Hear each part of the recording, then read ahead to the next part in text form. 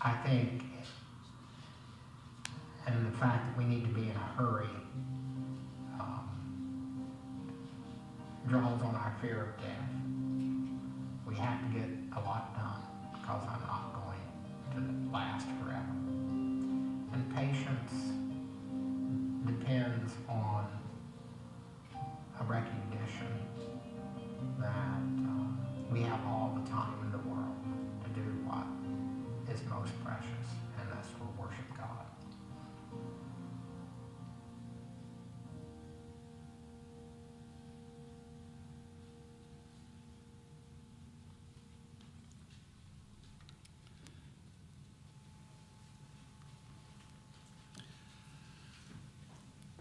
So we started several weeks ago talking about this new series, Better Together, Improving Your Relationships.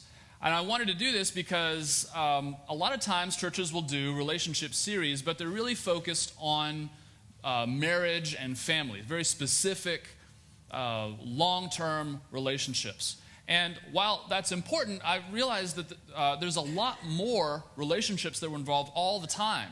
Okay, we have coworkers, we have siblings, we have parents, we have friends, other people in our lives. And the thing is, the same research, some of the best research about marriage applies to all of those relationships. Because the thing is, it's really about emotional intelligence. It's really about how we give attention to people, how we are patient with folks, how we phrase complaints instead of talking about criticism. And so we've been kind of looking at some of these components over the last few weeks. Today, I'm really looking at 7 principles of making marriage work. This is based on the work of John Gottman. I've referred to him in some of our other sermons. Do we have the slide of John Gottman's book? See, that's a book that doesn't exist, although it may one day. John Gottman's book is called 7 Principles of Making Marriage Work. And that's one that I think is really important for everyone to read, whether you're married or not. This is important stuff. So the first week we talked about emotional intelligence, talked about emotional self-regulation. I talked about how our amygdala oftentimes interrupts what the kind of relationships we really want to have, because we experience that fight or flight reaction when we feel stressed or under threat. The next week we talked about 4 relationship killers. That's criticism, contempt, defensiveness, and stonewalling. These are ways that we respond unconsciously before the thinky part of our brain has a chance to help us control them. I also talked about a couple of things. Complaints, surprisingly, couples that complain to each other stay together longer because they don't feel like they have to walk on eggshells around each other. It's a sign of a healthy relationship. And complaints are different than criticism. Criticism attacks the character of someone. Complaints addresses a specific behavior. And I talked about the magic 8-to-1 ratio. Couples that stay together have 8 positive interactions to 1 negative one. And I think that's true not just for couples, but again, for all relationships, for the relationships that we have with parents, coworkers, friends.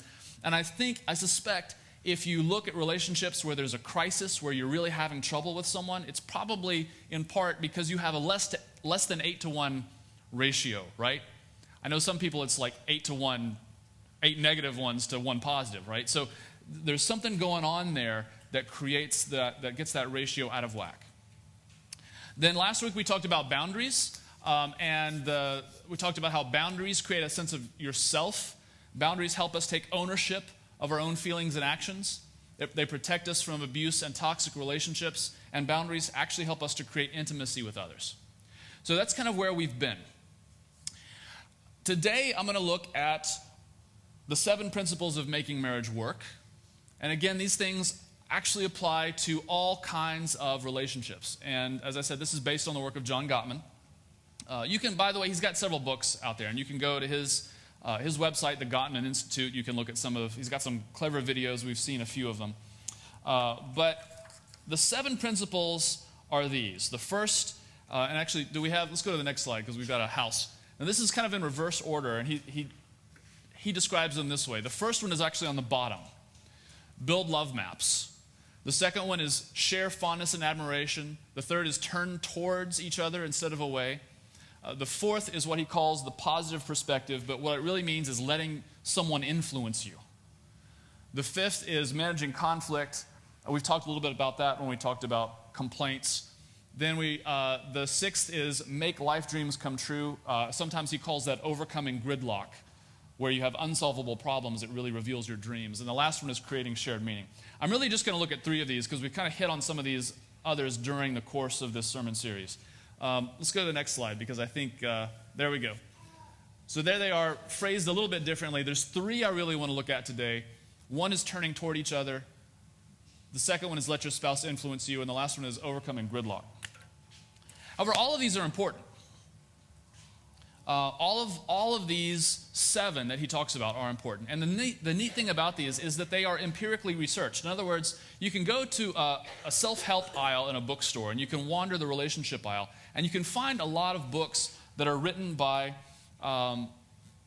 counselors, relationship counselors, who may have spent 30 or 40 years working with couples who are having crises.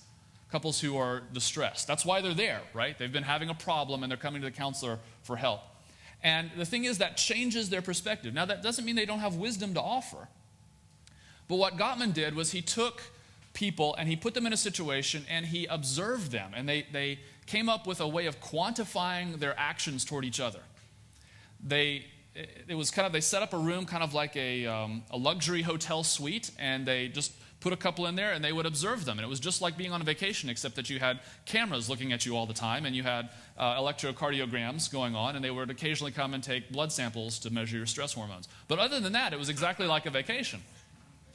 And what they did was when they quantified all this stuff, they looked at what happened 10 years later, the people who stayed together versus the people who split. And this is what came out of that research. So this is real scientific research. And it's been so effective that he can sit a couple down on a couch, have them talk for 10 minutes about an issue in their lives, and predict with 90% accuracy whether they will stay together or whether they will split. 90% accuracy within 10 minutes. That's pretty remarkable for any branch of science. So this is some important stuff.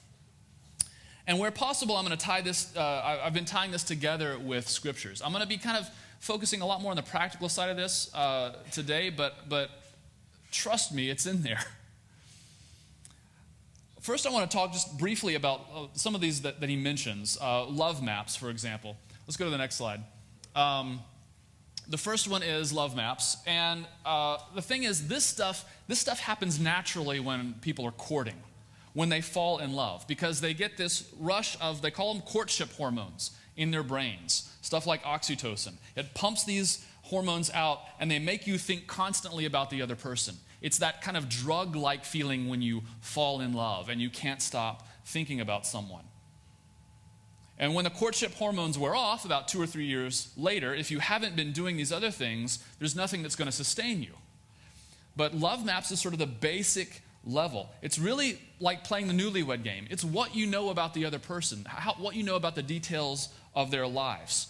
What are their life goals? What are their deepest fears? What's their favorite food? What's their cherished childhood memories? I mean, you'd be surprised. Now, some of this is like, you think, oh gosh, this should be obvious kind of stuff, knowing your partner. But in marriages where people are on the rocks, they don't know anything about the other person. I mean, I've talked to husbands who don't know who their wives' best friends are. Don't know what they do during the day. One of the things that I think is required for you to like someone is you got to know something about them. You have to be interested in their lives. And so this is talking about building love maps. The second one is nurturing your fondness and admiration. Again, we do this naturally in the first 2 years, but it's actually, again, very simple. It's intentionally thinking positive thoughts about your partner. Intentionally thinking positive thoughts about someone. Gottman has couples do a thing where they keep a journal for 6 weeks. And it's really basic. And I always tell my premarital counseling folks to do this. And I tell people who are when I do marriage counseling, which I'm not a professional marriage counselor, I'm a pastor, right? But I tell them, keep a journal. And there are some specific things you can write down. Things like, I admire this thing about my partner. You write one thing down. It sounds so basic that most people don't do it. It's too easy. It's too easy. And the amazing thing about this is it's prayer. This is prayer. When you sit down to pray for somebody, you sit down, you think loving thoughts about them. You think, God bless this person and what they're doing. You're holding them intentionally in love. You're praying for someone. It changes the way your brain is wired. You're thinking positive thoughts about this person. You're going to love them. It's going to change the way you feel. So I love this part. But just like prayer, it's too easy. And that's why people don't do it. I mean, if it were hard, like if you had to prick your palm, or you had to do something that was painful, or you had to actually work. I got to do 5 minutes of working out. I got to go do 20 push-ups. If you could do that, people would do it, right? If I do this, I'll love my partner more, or I will be a more loving person. Prayer is so easy. All you got to do is think about the person and hold them in love for a few seconds. So, nurture your fondness and admiration. Now, this is the one I want to spend some time on next. Turn toward each other instead of away. Here's one of the most fascinating parts about Gottman's research. One of their findings is that human beings are always making bids for attention. Little bids for attention. So as they watch couples in their love lab, as they watch their interactions through the day, they found that some of the most meaningful parts were not deep conversations about people's relationships. Okay, it wasn't how they manage stress. It wasn't, how they're arguing, let's get them to argue better. It wasn't anything like this. So much of it was based on these little bids for attention. A huge amount of the time was spent in boring stuff. Like one spouse would say, hey, look at that bird over there. Is that like a chickadee or something? And the other person would say, oh, go get the bird book. Let's look it up. Or one would say, I talked to Stephanie the other day. And the other one would say, oh, how's she doing? Those are little bids for attention. We're constantly making them. Or one spouse would just come up and rub the other one's shoulders. And it turns out most of our interactions are these little tiny bids for attention. Most of the interactions we have throughout the day, they're just bids for attention. And when they're acknowledged, it reinforces the relationship. But when they're ignored, it actually causes pain. And they've done research in labs about this. It's hurtful if someone ignores your bid. And 80% of the time, if someone bids and it gets ignored, they don't rebid. All right? They don't. It hurts too much for us to rebid for attention.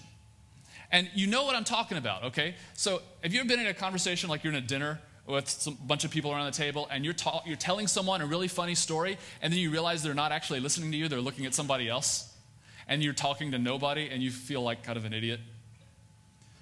Doesn't it happen to anyone else? Oh, great. No, that happens to me all the time. No, but seriously, I mean, this is the kind of stuff. I mean, I can remember there have been times where I'd be sitting talking, like Angela would be sitting across from me, we'd be at a party, and I'd be telling someone a story, and they're looking at someone else, and I realize I'm telling the story to Angela, and she kind of gives me this look of pity and just shrugs. You know, that's a bid for attention that's been ignored, and it hurts, right? And it's not your fault that you ignored me. I don't hold it against you much. No, but you've been in a place where you've been in a mall, or been in a place where there's a crowd, and someone that you think you might know, they look at you and they go, hey, and you go, hey, and they're talking to someone behind you, and you kind of, it's a bid for attention. You thought you were going to get attention, and it got ignored, and it hurts. We're doing that all the time. It's primal. In fact, that's probably what most of our relationships are made up of. In a relationship that's supposed to be your covenant life mate, your relationship, your life relationship, it also hurts. I mean, the stereotypical example that you see on TV is, a wife who's trying to talk to her husband while he watches television or reading the paper, right? And she's talking to him. She asks him a question. He goes, uh-huh, and yes, dear, or whatever. And she says, your hair's on fire. And he goes, uh-huh. I mean, that kind of, we get used to ignoring these bids for attention, right? And pretending that we're listening. Turning toward someone means you close the paper, and here's the crazy thing, you turn towards them, and you make eye contact. I know it's challenging.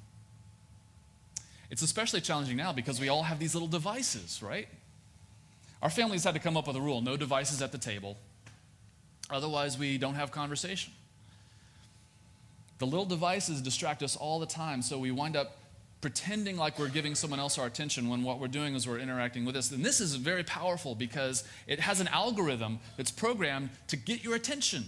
That's why it dings. That's why it gives you constant reinforcement. I mean, you get a little shot of dopamine when you look at that and you see, oh, notification, because someone wants your attention, and now you're getting attention from a machine instead of the person that's next to you.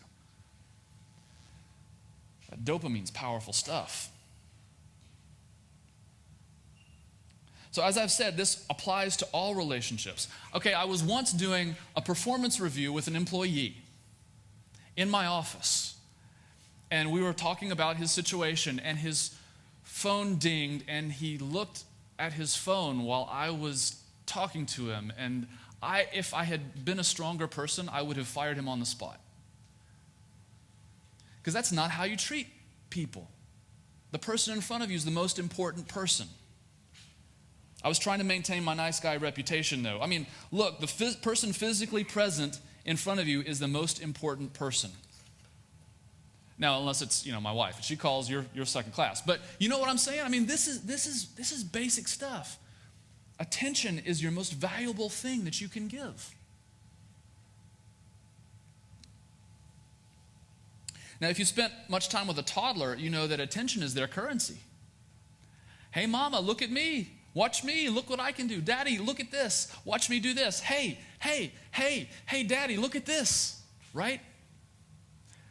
We all do that. We go through that, and then we're socialized to do it in more appropriate ways. But folks, you're doing that all the time. There's nothing wrong with that. And people talk bad about that. No, you want attention from other people. I mean, that's really when you fall in love with someone. I remember my first crush that I really remember was at church camp. Little brown-haired girl.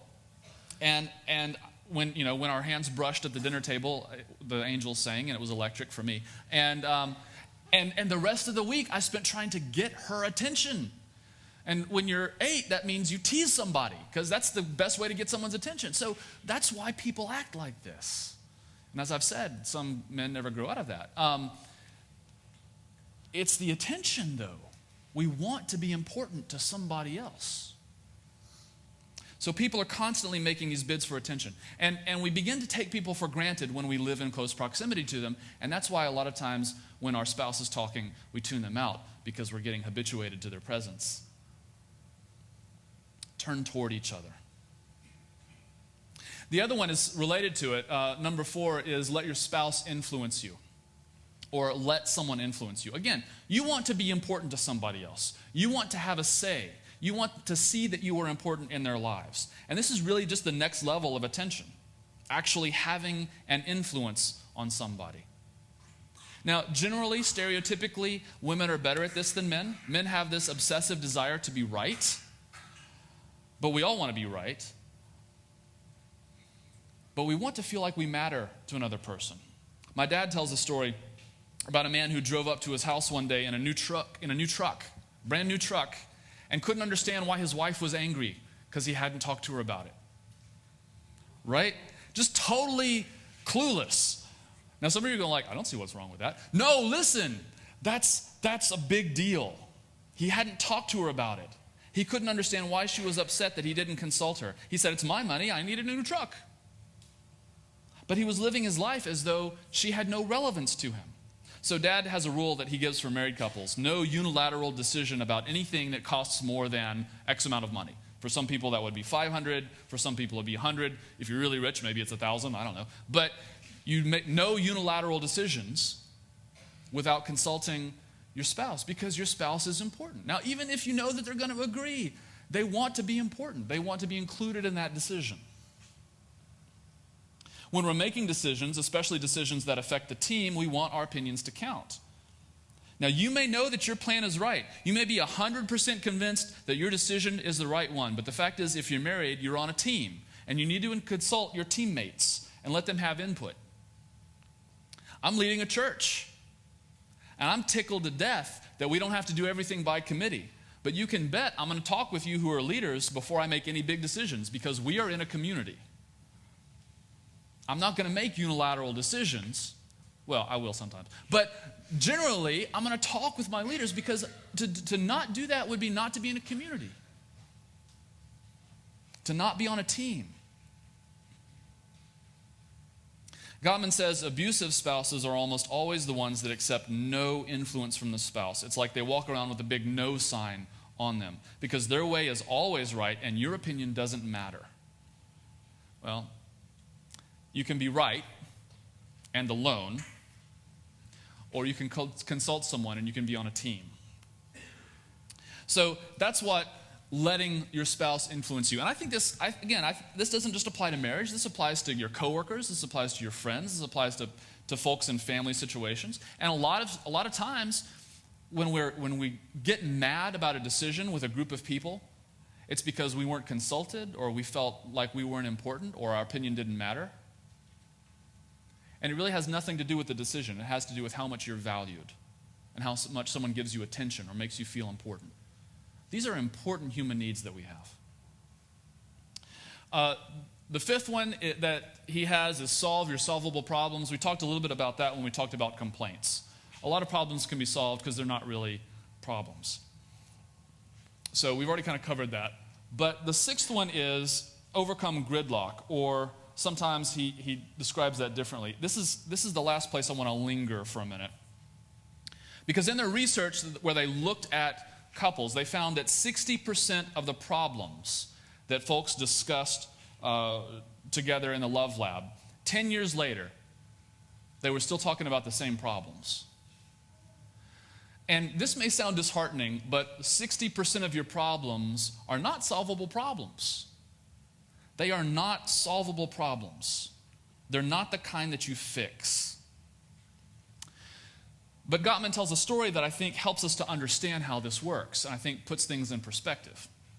He says, imagine Julie and Bob are married, and they go to a party. But Julie is an introvert, and Bob is an extrovert.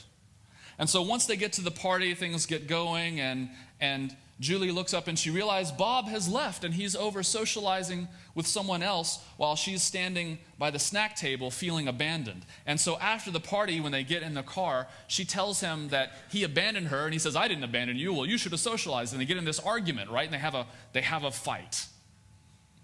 And that's unfortunate. But he said, let's rewind the clock. Let's go back several years and imagine instead of marrying Bob, she had married Frank.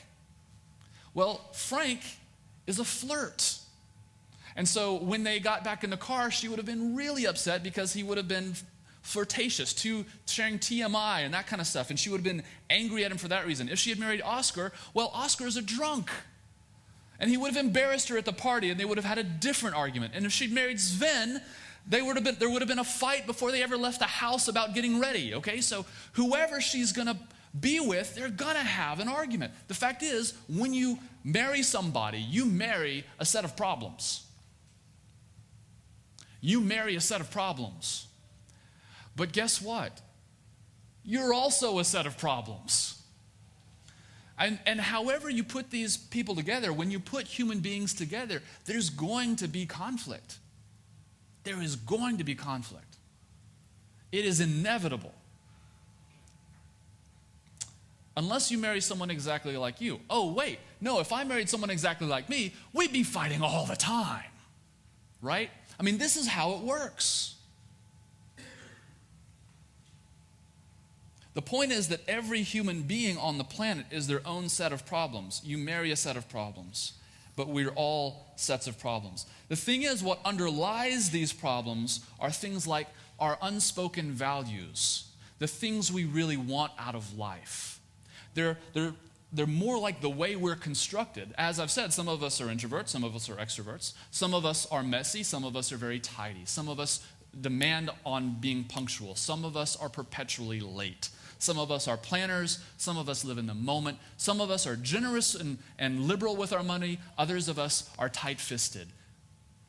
Thank God for that diversity. And perhaps in your life you need someone who's a little bit the opposite to help rein in some of your impulses. Or perhaps you need someone to help you break out of your tight-fisted ways. The fact is, we need that kind of balance.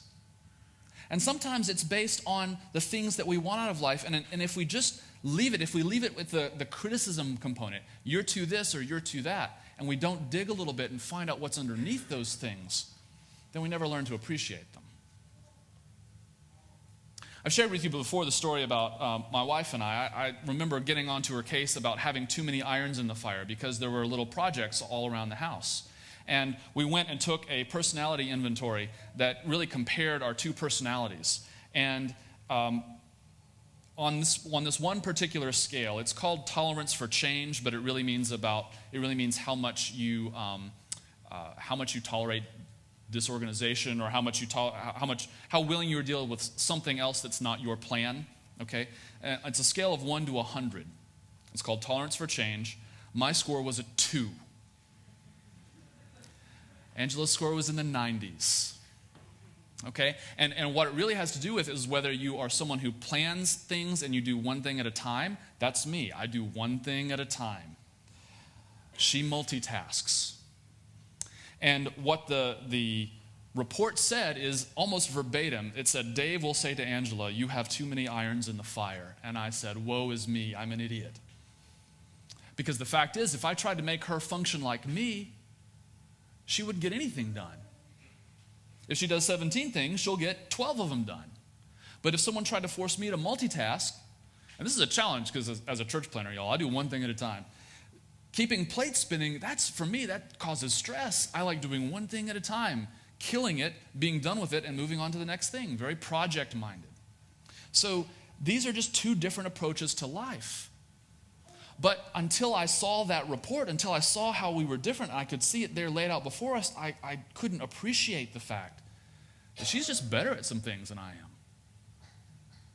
And whatever conflict you have with a spouse or a friend or a neighbor or a parent or a sibling, folks, it's really not about that thing most of the time. It's really about the stuff that underlies it, how we're built. And you can no more change that than you can do brain surgery on yourself. And you wouldn't want someone to give up that, right? I wouldn't want her to change the way she works, because the way she works is creative. It does marvelous things for the world. She wouldn't want to change the way I work because we're different. We complement each other. But if we didn't know that, we couldn't figure out how we can work together. And that's true for most of our problems. That's no longer, now it's sometimes a problem, but it's not a problem that we need to solve. It's a situation that invites us to a deeper understanding of ourselves. And understanding that about myself and understanding about her helps me love both of us better. I can cut myself some slack, and I can cut her some slack. It's amazing how that works, isn't it? That when you learn to cut other people some slack, you also begin to cut yourself some slack. That's what it means to overcome gridlock, to figure out those unsolvable problems. And that begins to get us into the next situation, his last point, which is to create shared meaning. The upshot of all Gottman's research is that long-term, long-lasting marriage, long-lasting relationships are really based on friendship. And so it cuts through a lot of the hokey, contradictory information that we get from relationship books and experts. Because when we're friends with someone, we cultivate this culture of respect and appreciation. We create a culture of we-ness. We are in this together. I'm going to help you realize your dreams. You're going to help me realize my dreams. We have these shared goals. We can compromise about how to help each other reach them. And as we work toward those goals, we have these shared memories. And then we develop these inside jokes and all the things that make relationships fun. So when I look at my partner as someone who's not just a set of problems I have to fix, but as a unique individual whose strengths I can appreciate, then we come to these understandings. It's not that he's loose with money, it's that he has a generous heart. It's not that she's disorganized and messy, it's that she's creative. It's not that he's inconsiderate and always late, it's that he lives in the moment and gets caught up in a life worth living. It's not that she's selfish and insecure, it's that she's trying to be strong and independent because those are her values. When we can appreciate the other person's strengths and value their dreams, we can share them with them. That creates shared meaning. So these are John's 7 principles of making marriage work. But as I've said, all of these work for all kinds of relationships. Folks, I think this is important for churches to know. Because I can look at all of these and I can think about situations in churches that I've served where conflict or problems were caused because we didn't really understand these 7 things. So I want to challenge you guys to build your love maps with each other, to find out what's going on in each other's lives, to pray for each other. That's why we meet in small groups and we pray for each other, to pray for the things going on in their lives. We nurture our fondness and admiration. We turn toward each other instead of the way. When someone's sick in the hospital, we visit them. When someone's going through a crisis, we let them know. When we see them in a public place, we greet them. When we come together, we pass the peace because people need attention. And sometimes when you're meeting in those small groups, we don't realize how badly we need that attention until someone listens to us and we realize no one else is listening to us in our lives. That's why I think small groups are so important. We accept influence from each other because it's not just about what one person decides is right. It's not just about arguing over what's going to be the best decision in a given situation. It's considering other people's feelings and letting them know that they're important to the community. We accept influence from them. We solve our solvable problems by not criticizing other people and saying, this is what's wrong with you, but by saying, if you would help me appreciate you more, would you please do this behavior? Right? We talk about specific behaviors instead of character flaws. We overcome gridlock by recognizing that each of us is blessed with different gifts, and so when we come together as a group, some of those things may be rough edges that rub up against each other, but if we can learn to appreciate each other's strengths, we can be so much more powerful. And finally, by doing all that stuff, we create shared meaning because we are a church together. We have a mission to reach other people with this message in part, so that they'll learn how to be more loving, so that all their relationships will improve. Now, as I've said, when I started this series, I've struggled a bit because the fact is the Bible is full mostly of negative examples of all this stuff, right? I mean, if you know the Bible, or if you know some of the stories in the Bible, you've got children being jealous because one parent loves them more than another, right? Jacob and Esau, Jacob and Leah, Joseph and his brothers, Cain and Abel. You could go through all the list. Even Jesus and his family don't get along. Jesus and his family don't get along.